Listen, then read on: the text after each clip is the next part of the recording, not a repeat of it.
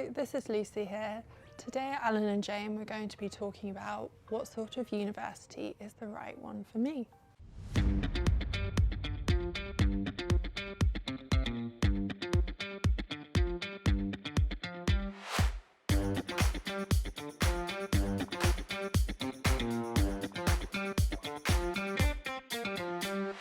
In the UK, there are over 100 universities, and you can only pick 5 when you're applying through UCAS.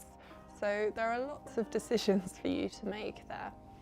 And at first it can seem pretty daunting. How do you narrow it down?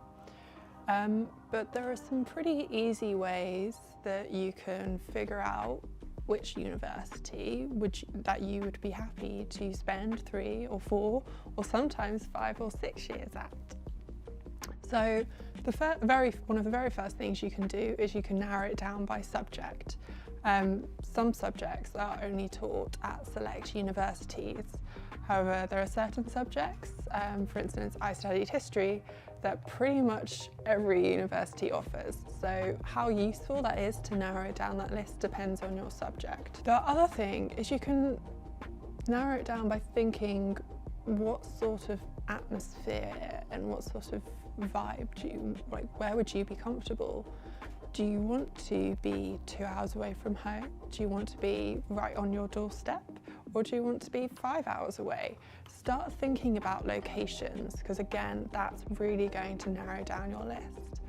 And again, on that topic of locations, one of the big distinctions between types of university is whether they're in a city and they're interspersed all around the city, or whether they're a campus university, in which case often a campus university can kind of be right in the heart of a city, but sometimes they're a campus university and they're quite far away from any big bustling metropolis, and maybe that sort of quiet, entirely student-based living area is what you want, or maybe you want to be more in the mix of things.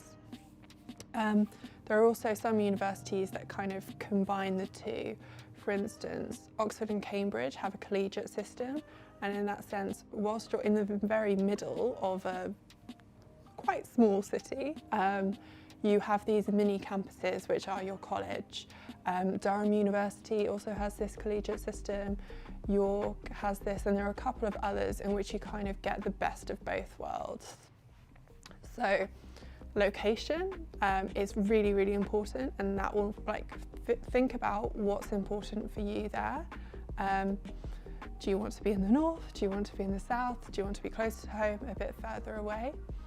And again, location in terms of, does it need to be a big city, a small city, a campus a bit further away? That can really help you to narrow down your list to those 5. Also important, think about the facilities and the types of accommodation and the other things going on. Does the university have a reputation for being particularly strong in one subject? What's the reputation like globally? You shouldn't take rankings as the kind of be-all and end-all, but they're definitely something to factor into your decision-making process. So I'd say they're the really important things, only you can know what sort of university is right for you. A really good way to figure that out is visit the cities and the universities. If you can make it on an open day, that's great, because then you've got a chance to talk to current students, members of the faculty, and you get to be guided round. But if you can't, just go visit the place. When I was deciding on university, I found this the most helpful thing when I was deciding between should I put this one on my list or this one? I'd already narrowed it down to say 7 or 8, but there were the few that I just didn't know from the prospectuses alone, where I would be happy. And it was in visiting them that I was able to make those decisions. And it was also, I visited some of them again when I was having to choose my first choice and second choice places. I went back and revisited some of the universities, and it was in doing this that I was able to pick my final choices and be happy with them. And again, I mentioned subjects right at the beginning.